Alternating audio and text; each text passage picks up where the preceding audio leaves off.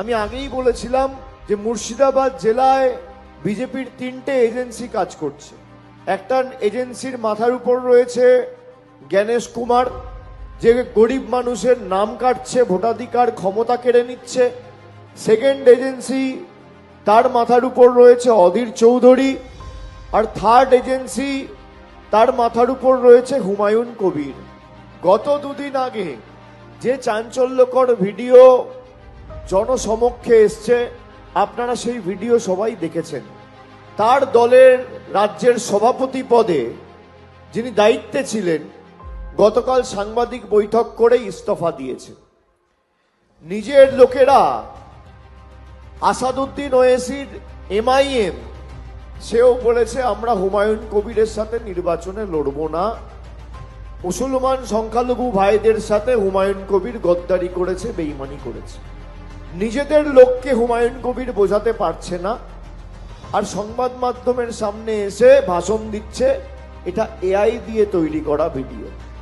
তা AI দিয়ে তৈরি করা ভিডিও হলে খোবায়েব আমিন পদত্যাগ করলো কেন, আর আসাদুদ্দিন ওয়েসি তোমার হাতটা ছাড়লো কেন? প্রশ্নের জবাব দিতে পারবেন? হুমায়ুন বাবুকে দেখা যাচ্ছে তিনি বলছেন 1000 কোটি টাকা দিতে হবে। 1 লাখ, 2 লাখ, 5 লাখ, 10 লাখ নয়, 1000 কোটি।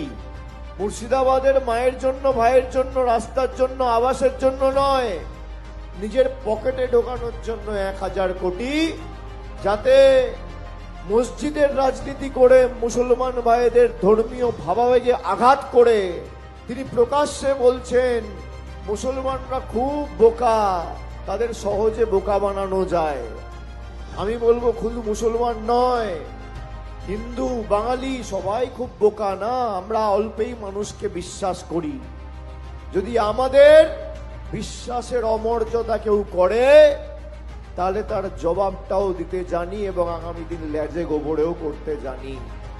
বাঙালি ছেড়ে কথা বলবে না হুমায়ুন বাবু। তিনি এসে আমার অফিসে বৈঠক করে বলেছিল যে আমি বাবরি মসজিদ করব না, খালি ইট পাতবো, তারপর ইটটা ছুঁড়ে ফেলে দেবো, আর মুস্তাফিজুর রহমানকে পার্টি থেকে সরাতে হবে। আমি বলেছিলাম ধর্মকে নিয়ে তৃণমূল রাজনীতি করে না, বিজেপি রাম মন্দির নিয়ে রাজনীতি করছে, আর তুমি বাবরি মসজিদ নিয়ে রাজনীতি করছো। পার্থক্যটা কোথায়? তোমার যদি বাবরি মসজিদ করতে হয় তুমি করো, তুমি রাজনীতি থেকে অবসর নাও, দুটো একসাথে হয় না।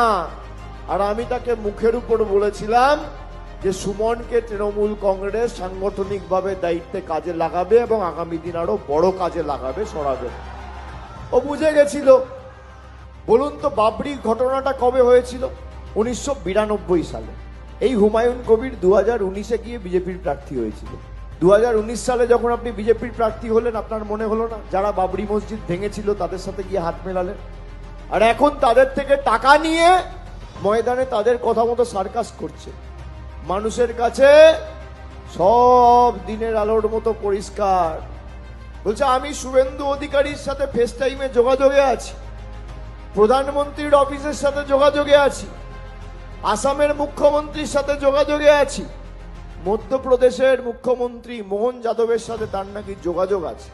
আমি বলছি না, হুমায়ুন বাবু নিজে বলছে।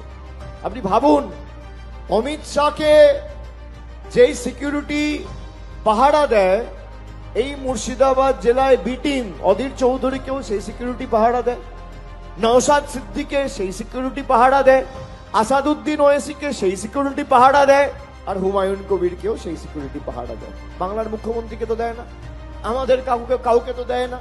সিআরপিএফ, সেন্ট্রাল প্রোটেকশন, অমিত শাহর অধীনস্থকে সিআরপিএফ, বিএসএফ, সিআইএসএফ, অমিত শাহর সুরক্ষার জন্য যে দায়ী হুমায়ুন কবির, নওশাদ সিদ্দিকী, আর আসাদুদ্দিন ওয়েসি আর অধীর চৌধুরী সিকিউরিটির জন্য তারা দেয়। আমি চ্যালেঞ্জ করছি, যদি আপনাদের আঁতাত না থাকে, এই 4 জন নেতাকে চ্যালেঞ্জ করে গেলাম, আপনারা যদি সত্যি মানুষের বন্ধু হিসেবে নিজেদের দাবি করেন, অমিত শাহর দেওয়া সিকিউরিটি কভার ফিরিয়ে দিন, মমতা বন্দ্যোপাধ্যায়ের রাজ্য পুলিশ আপনাদের সিকিউরিটি দিন। চ্যালেঞ্জ। এরা দিতে পারবে না, সব জগাই মাদাই বিদায়, আর ভিতরে সব ভাই ভাই।